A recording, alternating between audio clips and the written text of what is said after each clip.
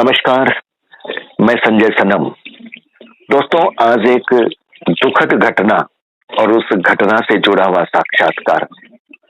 एक माँ का दर्द इस साक्षात्कार में बोलेगा, लेकिन उस दर्द के बोलने से पहले एक सवाल सभी समाजों के लिए कि जब भी किसी भी समाज में किसी भी समाज की बेटी के साथ कोई भी ऐसा दर्दनाक हादसा होता है, अमानवीय हादसा होता है, तो वो उस समाज की संस्कृति को चोटिल करता है। और आज इस दौर में जबकि शिक्षा का इतना प्रचार प्रसार है, बेटियां भी शिक्षित है, बेटे भी शिक्षित है, उसके बाद में भी हमारे संस्कार क्या इतने कमजोर हो गए कि प्यार के नाम पर वफा नहीं मिलती, जिंदगी में मौत की सजा मिल जाती है। और जब ऐसा प्यार हो तो साहब उस प्यार से डरना भी चाहिए, उस प्यार से बचना भी चाहिए। आज एक माँ की ऐसी ही व्यथा है, उसकी बेटी ने भी प्यार किया था, लेकिन जब प्यार किया था तो उस बेटी को भी ये पता नहीं था कि उसके साथ अंजाम ऐसा होगा। माँ बाप समझाते हैं, बताते हैं, बुझाते हैं, लेकिन प्यार के आगे बेटे बेटियों की जिद के सामने माँ बाप को झुकना पड़ जाता है। माँ बाप को ये मौका भी नहीं मिलता कि वो उस परिवार को देखे, उस खानदान को देखे, उसके आचार विचार को देखे, और बस यहीं पर दुर्घटना घट जाती है। जी हाँ, एक ऐसी ही दुर्घटना उड़ीसा के कटक में हुई है, जिसकी चर्चा सोशल मीडिया के प्लेटफॉर्म पर आपने कहीं सुनी होगी, पढ़ी होगी, और आपके मन में भी व्यथा हुई होगी। मन में कहीं ना कहीं सवाल हुआ होगा, डर लगा होगा कि कहीं आपकी बेटी के साथ भी ऐसा न हो जाए। ऐसी घटनाओं को सुनने के बाद में हर माँ बाप को डर लगता है, और डर लगना भी चाहिए। समाज में विचार मंथन होना भी चाहिए। उड़ीसा कटक से रमा बजाज जी ने अपनी बेटी को खोया है। ऐसी बेटी को खोया है जो विनम्र तो थी, लेकिन प्यार के आगे जिसने अपने माँ बाप को कहीं ना कहीं मजबूर किया था। और उसके बाद वो बेटी इतनी मजबूर हो गई कि अपने उत्पीड़न को वो अपने माँ बाप को बतला न सकी, क्योंकि मन में कहीं ना कहीं गिल्ट था कि मैं अपने माँ बाप से अब कैसे कहूं। शायद एक वजह ये भी हो सकती है कि समय पर सही रूप से कार्रवाई न हो पाई। इस वक्त फोन लाइन पर उड़ीसा कटक से मेरे साथ रमा बजाज जी हैं, जिन्होंने अपनी बेटी को खोया है। बड़ा दुखद क्षण है। इस तरह के साक्षात्कार लेने भी बड़े दुखद होते हैं, लेकिन एक पत्रकार की जिम्मेदारी होती है, हमें इस तरह के संदर्भ में भी बात करनी पड़ती है। रमा बजाज जी। हाँ जी, बोलिए। रमा जी, बड़ा दुखद क्षण है, बात करना भी दुखद है, आपसे सवाल पूछना भी दुखद है। बिल्कुल ऐसा लगेगा कि मैं जैसे सवाल भी आपके जख्मों को कोरे देंगे, लेकिन समाज के सामने सारी बातें जानी चाहिए, ताकि 21वीं सदी के दौर में समाज और जागरूक बने, ऐसी घटनाएं न हो। रमा बजाज ने अपनी बेटी को खोया है, किसी और माँ को इस तरह से अपनी बेटी को खोना न पड़े। रमा जी, जरा सिलसिलेवार तरीके से थोड़ा सा शुरुआत से और आखिर मोड़ तक संक्षेप में आप इस घटना को, दुखद घटना को बताइएगा, ताकि सुनने वाली माएं भी, सुनने वाली बेटियां भी इस घटना को सुने और सबक लें। रमा जी। हाँ बोलिए, क्या बताऊँ मैं भैया। पहले तो हम इस शादी के लिए बिल्कुल राजी नहीं थे जी। हमने अपनी बच्ची को जी जान से समझाया, उसके दोस्तों ने समझाया, उसकी बहनों ने समझाया, लेकिन मेरी बच्ची उसके मोह जाल में ऐसी फंसी हुई थी कि उसको कुछ, उसके सामने कुछ समझ में नहीं आया जी। और उसने हद से ज्यादा जिद की। और आजकल बच्चे क्या क्या कर जाते हैं माँ बाप को झुकाने के लिए, आप समझ सकते हैं। तो उसी डर से हमने इस शादी के लिए मंजूरी दी। जी। कब शादी हुई थी रमा जी? हाँ जी, पूरी में हुई थी, ब्लू लिली होटल में हुई थी। कब हुई थी, कितने साल पहले की बात है? 2021 में नवंबर 20 को हुई थी।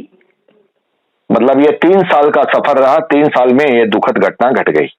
हाँ जी, 3 साल में ये दुखद घटना, शुरुआत तो इसकी शादी के 2 दिन बाद ही हो गई थी। अच्छा। पर 2 दिन बाद ही उसके ससुर ने पैसों के लिए बहुत झगड़ा फसाद किया जी। उसके बाद धीरे धीरे उन लोगों में छोटे मोटे झगड़े चलते रहे घर में। हमारी बच्ची को जब हमने पूछा, हमारी बच्ची हमको यही बोलती, नहीं मम्मी ठीक है, नहीं पापा ठीक है, छोटी मोटी बातें मैं सलट लूंगी। उसने हमको कुछ नहीं बताया। फिर 2 साल के अंदर 1-2 बार उस लड़के ने हाथ भी उठाया, उसने हमें नहीं बताया। और विशेषकर वो मुझसे मेरी बेटी को दूर रखने की हमेशा कोशिश की उन लोगों ने जी। क्योंकि उन्हें ये अंदेशा था कि इसकी माँ महिला समिति की अध्यक्ष रह चुकी है, तो इसकी माँ कहीं ना कहीं अपनी बेटी से इसके साथ जो भी हो रहा है अत्याचार, तो ये इसकी माँ इससे उगलवा न ले। उसके बाद इन लोगों ने एक कैफे किया जी। तब उसके बीच में भी हमसे जो भी, जैसे मतलब जब हमारी बच्ची को कोई पैसे रुपए की तकलीफ होती थी, हम देखिए फाइनेंशियल कंडीशन हमारी भी बहुत कमजोर है, फिर भी हमसे जो बन पड़ता था हम सहायता करते थे बच्ची की। जी। फिर उन्होंने CDA सेक्टर 11 में एक कैफे खोला। हमारे बहुत मना करने के बावजूद, समझाने के बावजूद भी उन लोगों ने जबरदस्ती कैफे खोला। बेटी ने कहा मम्मी कोई बात नहीं, 1-2 साल मेहनत अगर हम अच्छे से करेंगे तो आगे हम सरवाइव कर जाएंगे। कैफे अच्छा चल गया तो हमारा लाइफ अच्छा हो जाएगा। और भी कौन माँ बाप नहीं चाहेगा अपनी बच्ची की लाइफ अच्छी हो जाए। जी जी जी।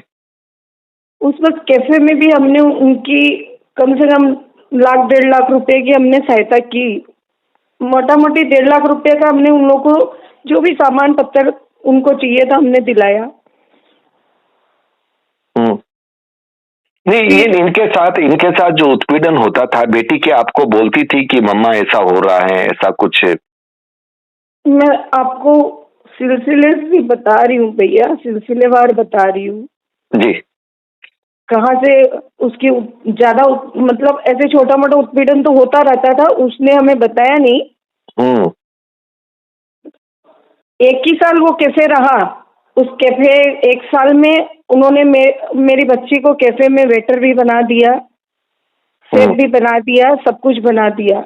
और ये लड़का जब कैफे में जाता था ये आराम से काउंटर पे बैठता था, मेरी बेटी सारा काम करती थी। हमको उसमें भी तकलीफ नहीं थी, हमने कभी बोला नहीं, क्योंकि हमारी बच्ची बोलती थी नहीं मम्मी मैं अपना काम करके कुछ बन जाऊं। जी जी जी। फिर 6-7 महीने बाद मुझे मेरी बेटी ने कहा मम्मी मुझे पैसों की बहुत तंगी है। मैंने अपने पति से बच्चे से छुपा के उसे 50,000 रुपए फिर दिए। ये जो पैसों की तंगी है, क्या ससुराल वाले उससे मांगते थे? ये लड़का कुछ काम नहीं करता था, ये सिर्फ अपने बाप की दुकान में बैठता था। बाप की दुकान का जो तगादा करना होता था ये उतना ही काम करता था। इसका बाप महीने में 3,000 रुपये इन दोनों को हाथ खर्च देता था। आज के इस महंगाई के जमाने में एक कपल का 3,000 रुपये में खर्च चलता है क्या भैया बताइए? जी जी जी, बिल्कुल नहीं चलता। यहाँ तक कि अगर बच्ची को पर्सनल सामान भी चाहिए तो उसको ससुर को बोलना पड़ता था। जी। और उसके फिर एक बार उसके ससुर ने उस पर हाथ डाला, उसके साथ सेक्सुअल हैरेसमेंट करने की उससे कोशिश की। जी। तो उसके बाद बहुत ज्यादा झगड़ा फसाद शुरू हो गया। ये लड़का हर समय बच्ची के कहीं भी आने पे जाने पे सब चीज पे मतलब रिस्ट्रिक्शन लगा के रखा हुआ था। जी। मतलब उसको कहीं आना है, जाना है, ये सब बातें हमें बहुत अभी पता चल रही है। ये सब जी। बातें हमें उस टाइम बता नहीं थी। जी। अब अभी उसके जाने के बाद हमें ये सब बातें पता चल रही है, क्योंकि उसने अपनी मौसी की बेटियों को बताया, बहनों को। जी। हमें जी। नहीं बताया। जी। और उनको कसम दे दी थी कि आप लोग मम्मी पापा को मत बताना। ओह। उसके बाद एक दिन पहले भी इसने उसका गला टिपने की कोशिश की। उस दिन झगड़ा बहुत बढ़ गया था। उस दिन मेरी बेटी के गले में बहुत दर्द हुआ।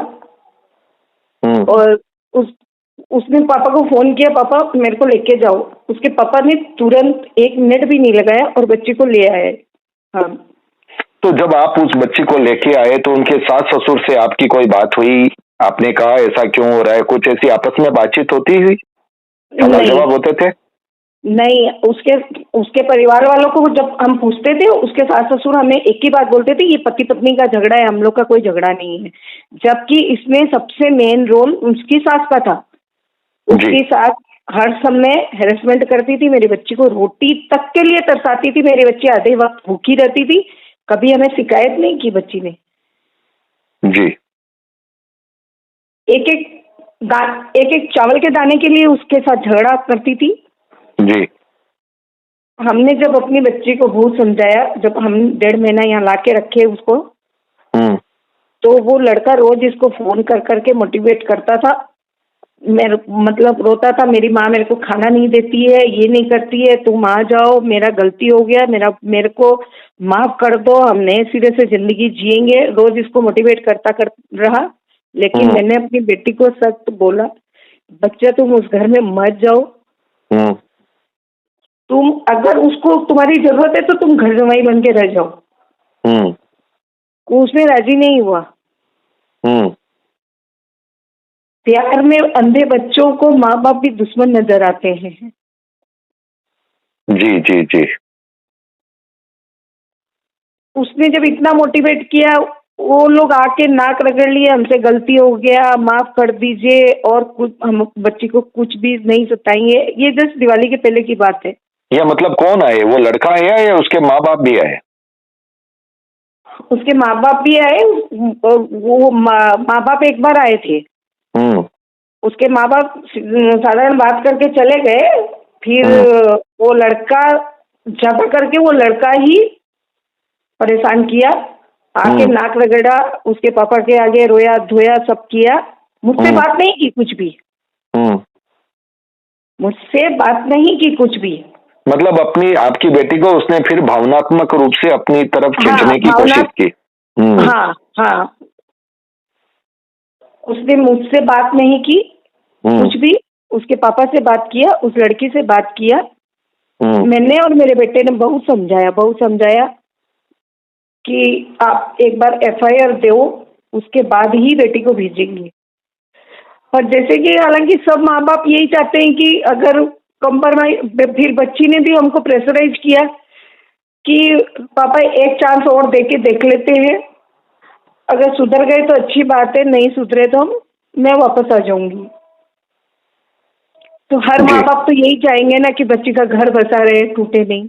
मतलब आपकी बेटी ने भी रिश्ता हर कीमत पर बनाए रखने की पूरी कोशिश की। उसने इस रिश्ते को निभाने के लिए 1000 टॉर्चर्स आए हैं परिवार वालों के, उसके सास ससुर के। जी। लेकिन मेरी बच्ची भावनात्मक रूप से इतनी कमजोर थी, इतनी हेलो हेलो हेलो हेलो हुआ है।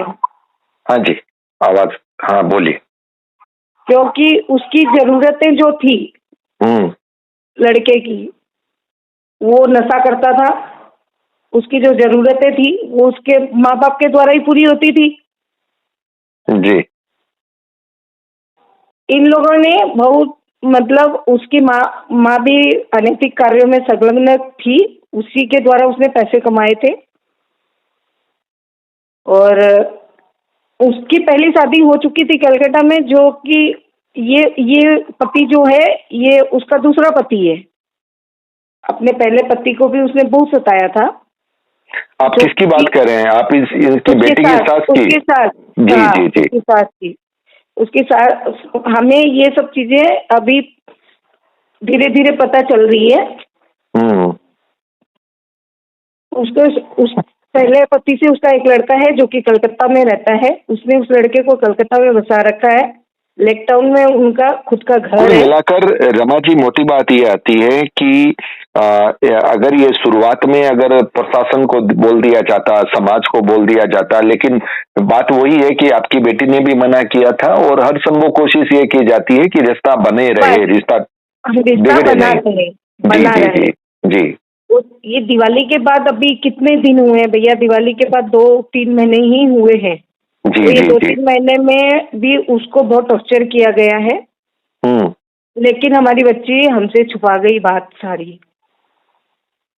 7 तारीख रात को रात शाम को वो अपनी बहन मेरी मौसी से और बहन से मिली है और रो रो के सारी चीजें उनको बताई जी। कि वो मेरी सास मुझे बहुत हैरेसमेंट कर रही है, मुझे बहुत परेशान कर रही है, बहुत दुखी करके रखी है मुझे। तो मौसी ने उसको बोला, बेटा तुम उस टाइम उसके मौसा जी अश्विनी हॉस्पिटल में थे। वो अश्विनी हॉस्पिटल में गई थी अपनी मौसी से मिलने। जी। उसको मौसी ने समझाया, बेटा तुम चिंता मत करो, मैं हॉस्पिटल से रिलीज हो जाऊं, उसके बाद तुम्हारे पापा से बात करके तुम्हारा मैं तलाक करा दूंगी, तुम और उसके साथ मत रहना। लेकिन तुम कोई भी गलत कदम मत उठाना। जी जी जी। बेटी ने बोला, मौसी आप मेरे को इतना कमजोर समझे हो, मैं कुछ भी कर लूंगी, उनको भले ही कुछ कर दूंगी लेकिन खुद को मैं कभी नुकसान नहीं पहुंचाऊंगी। जी। क्योंकि मुझे पता है मेरे मम्मी पापा मेरे बिना नहीं जी सकते। जी जी जी जी। मतलब इतने उत्पीड़न में भी उसका कम से कम मन में गलत भावना ये नहीं थी, जिंदगी से हारने की गलत भावना नहीं थी। वो जिंदगी से बहुत प्यार था, वो बहुत स्ट्रांग लड़की थी। जी वो जी लड़ना जानती थी लेकिन वो हारना नहीं जानती थी। हाँ, कुछ हार के कुछ गलत कदम उठाना वो नहीं जानती थी। जी। फिर रात को 9:30 बजे उसका भाई भी उसके भाई को उसने फोन किया कुछ काम के लिए। जो कुछ मतलब इंटीरियर डेकोरेटर का काम करना शुरू किया था अभी उसने। उसके लिए उसने अपने भाई को बुलाया था। उसका भाई गया था। वो लोग किसी कैफे में बैठ के भाई बहन बात कर रहे थे। और उस टाइम भी पहले मतलब काम की बात करने के बाद वो बहुत रोई भाई के सामने। भाई ने उसको बहुत बोला कि बहन तू घर चल, तू मत जा वहां पे, बहुत बोला भाई ने। लेकिन वो नहीं आई, बोली नहीं भाई मैं देखती हूँ क्या कर सकती हूँ, अगर नहीं होगा तो बाद में आ जाऊंगी मैं। भाई को ये किस रात की बात है? ये 7 तारीख रात की बात है। और उसकी मौत कब हुई? 8 तारीख सुबह। 8 तारीख की सुबह। हाँ जी, 8 तारीख को सुबह 9:40 पे उसने अपने इंटीरियर करने वाले बंदे को मैसेज किया है कि आपने लेआउट में गलतियां की है। मॉर्निंग का जी। आपकी आवाज कट रही है रमा जी। हेलो। हाँ, आपकी आवाज कट रही है। क्या मैसेज किया? कि तुम गलतियां की हुई है और मॉर्निंग का काम खत्म होने के बाद मैं तुमसे बात करूंगी। इसका मतलब वहां पर उसकी मानसिक स्थिति भी ठीक थी और उतना कोई वो दबाव में भी नहीं थी उस वक्त तक। हाँ, उस वक्त तक वो बिल्कुल ठीक थी। जी। उसके जस्ट बाद मतलब ये कांड हुआ 10 डॉक्टर के हिसाब से 10 साढ़े 10 के अंदर उसको खत्म कर दिया गया। मतलब आपका कहना है कि ससुराल वालों ने उसको मार दिया? हाँ जी, उसके पापा हमें खबर हुई, मतलब हमें खबर मिली 12:30 के आसपास। जी। उसके पापा को उसके ससुर ने कॉल किया कि आपकी बच्ची बदमाशी कर रही है, आप जाइए हम तुरंत। अच्छा, उसके पापा, मतलब लड़के के पापा आपके पति को कॉल कर रहे हैं, जबकि वो उस वक्त वो उसकी हालत, वो तो उसको मार चुके हैं आपके हिसाब से, तो मारने के बाद हाँ आपको फोन कर हाँ रहे हैं? हाँ, जी मतलब उसके खत्म होने के 2 घंटे बाद उन्होंने हमें कॉल किया है। जी जी जी जी। उसके फिर? पापा पूरा घबरा के तुरंत दौड़ के गए। जब गए तो देखे पूरा चिटपटांग होके वो, मतलब चारों हाथ पांव फैला के बेड पे आराम से, मतलब बेड पे उसको आराम से सुला रखे हैं। और जब उसके पापा को डाउट हुआ तो उन्होंने चेक किया उसकी सांसें चल रही है कि नहीं। जब चेक किया तो उसके पापा को डाउट हुआ, लेकिन एक बाप का दिल कैसे मानेगा। बिल्कुल। फिर उन लोगों की सहायता से वो, मतलब लड़के का एक दोस्त, उसकी वाइफ और उसके सास ससुर सब थे वहां पे। उनके उनके सहयोग से उसको उठा के उसके पापा हॉस्पिटल लेके गए, अश्विनी हॉस्पिटल। मतलब वो यही काम आपके पति ने किया, इन लोगों ने नहीं किया? अगर उन्होंने मारा भी नहीं था तो कम से कम अगर कोई भी वजह थी तो उसको हॉस्पिटल तो लेके जाते। मेरा सवाल ये है, अगर उसने सुसाइड किया तो उसको उतारा कौन? अच्छा, तो उनका कहना था कि इसने सुसाइड कर लिया। उन्होंने कहा इसने सुसाइड किया है। अगर उसने सुसाइड किया तो वहां तो सुसाइड का कोई एविडेंस था नहीं, कोई रस्सी नहीं था, कोई फंदा नहीं था, कुछ भी नहीं था। जी। दूसरा पॉइंट ये आता है, वो लड़का बयान देता है कि वो एक स्कार्फ में लटकी हुई थी, वो स्कार्फ को मैं काटा। तो तुम क्यों काटा? तुमको पुलिस बुलानी चाहिए थी, तुमने क्यों काटा? जी। नहीं, वो तो फिर गले पे निशान, वो तो फिर डॉक्टर गले के निशान भी देख लेंगे। अंदर से बंद था। जी। जबकि दरवाजा में कहीं से टूटा हुआ नहीं था। उसने बोला मैंने 2 लात मार के दरवाजा खोला, जबकि वहाँ कोई निशान नहीं था दरवाजे का टूटने का कि कुंडी के टूटने का, कोई निशान नहीं था। ये बड़ी दुखद घटना है। इसके बाद क्या हुआ? जब वो हॉस्पिटल लेके गए तो डॉक्टर ने तुरंत कहा ये 2 घंटा पहले ही खत्म हो चुकी है। अगर बाई चांस 1 घंटा पहले भी आप ले आते तो हम कोशिश करते इसको बचाने की। जी। और जो, मतलब उसके शरीर पे जो एविडेंस मिल रहे हैं वो साफ साफ बयान कर रहे हैं कि उसको गला घोट के मारा गया है। पहले उसको बेहोश किया गया क्योंकि मेरी बेटी इतनी मजबूत थी कि 2 आदमी के काबू में नहीं आने वाली कर सकती थी, वो मुकाबला कर सकती थी, मुकाबला कर सकती थी, इतनी मजबूत थी। जी। तो मेरा बोलना इतना ही है कि जो गलती हमने की, हमारी बच्ची की बात जिद मान के जी, हमने उसको बिना एफआईआर के, बिना समाज की सलाह के वापस जो भेजा, जो गलती की, बिल्कुल कोई माँ बाप वो गलती ना करे, कोई माँ बाप वो गलती ना करे। बिल्कुल सही बात है आपका। मेरी विशेषकर सभी बेटियों से ये निवेदन करना चाहूंगी, कभी भी माँ बाप की सलाह से के बिना कुछ ऐसा ना करे। बिल्कुल सही बात है, बिल्कुल सही बात है। समाज में छुपे हुए शैतानों के भी शैतान है। हम लोगों के बीच रह रहे ऐसे हैवान जिनको पहचान पाना बहुत मुश्किल है। रमा जी, कटक में मारवाड़ी समाज की बड़ी महती भूमिका रही है। बड़ा जागृत और जागरूक मारवाड़ी समाज है। पुरुष वर्ग भी बहुत सक्रिय हैं और आपकी तो मारवाड़ी समाज की महिला समिति भी बहुत मजबूत है। इस घटना के बाद कटक में मारवाड़ी समाज की जो प्रतिक्रिया है, जो आक्रोश है, उन्होंने अपने सामाजिक रूप से, प्रशासनिक रूप से क्या उन्होंने प्रशासन में अपनी पहुंच दिखाई है, किस तरह से ये कार्रवाई आगे बढ़ी है, प्रशासन की कार्रवाई से क्या आपको संतोष है? भैया पहले तो हमारी एफआईआर 8 तारीख की बजाय 9 तारीख को दर्ज हुई, क्योंकि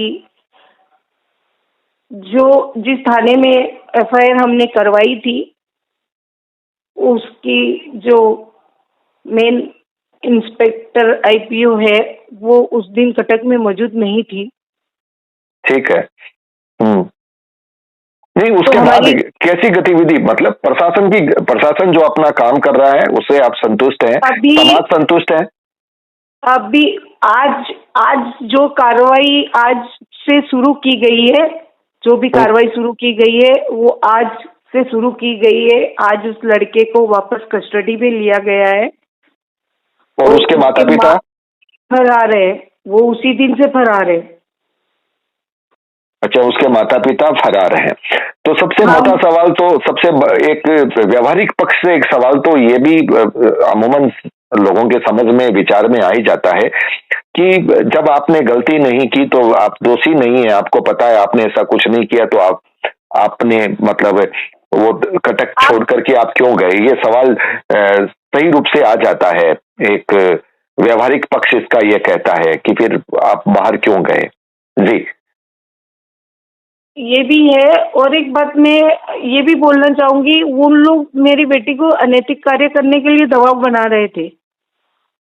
ये बहुत ही इस पर इतना बड़ा, मतलब समाज में किस किस तरह की प्रक्रियाएं चल रही है, किस किस तरह किसी अग्रवाल फैमिली से इस ऐसी सोच होगी अग्रवाल फैमिली की। मैं सोच भी मेरे दूर दूर तक मैं ख्वाबों में भी नहीं सोच सकती। हम किसी भी समाज की परंपरा में ये नहीं सोच सकते कि कोई भी समाज अपने बहू से, अपनी बेटी से अगर कोई अनैतिकता वाली काम करवाने की सोचे तो इससे बड़ा घृणित समय पैसा चाहिए, चाहे पैसा किधर से भी लाओ। जब माँ बाप असमर्थ हो गए तो वो बेटी पे ये दबाव बनाने लगे। लेकिन फिर उसके बाद भी आपकी बेटी ने भैया, मैं व्यथा बहुत लंबी व्यथा है, मैं बोल नहीं सकती आपको। और लंबी व्यथा है। मेरी बच्ची को किस तरह से उन लोगों ने मारा है मैं बता नहीं सकती। मेरी बच्ची का जीने का बहुत मन था, मेरी बच्ची बहुत स्ट्रॉन्ग थी, उसका जीवन के प्रति बहुत मोह था, वो कभी भी ऐसा गलत काम नहीं करेगी। इन लोगों ने उसको गला घोंट के मारा है। और मारवाड़ी समाज, महिला समिति, कटक के सभी संगठन अभी वर्तमान में एकत्रित है और सभी इसका बदला लेने के लिए सरकार पे हर तरह से दबाव बना रहे हैं, प्रशासन पे हर प्रकार से दबाव बना रहे हैं।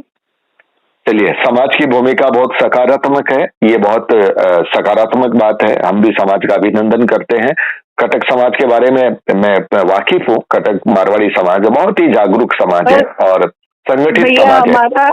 हमारा इतना ही है कि हम चाहते हैं कि जब तक इंसाफ ना हो जाए सभी हमारे साथ यूं ही खड़े रहे और हमारी बेटी को इंसाफ दिलाए। और विशेषकर मीडिया प्रभारी आप संजय जी और अन्य जो भी मेरे मीडिया भाई जो भी है, मेरे सभी से निवेदन करूंगी, आप हर दिन प्रशासन से इस कार्रवाई को कितना आगे बढ़ाया गया इसके बारे में जानकारी ले और उसको पेपर आउट करे।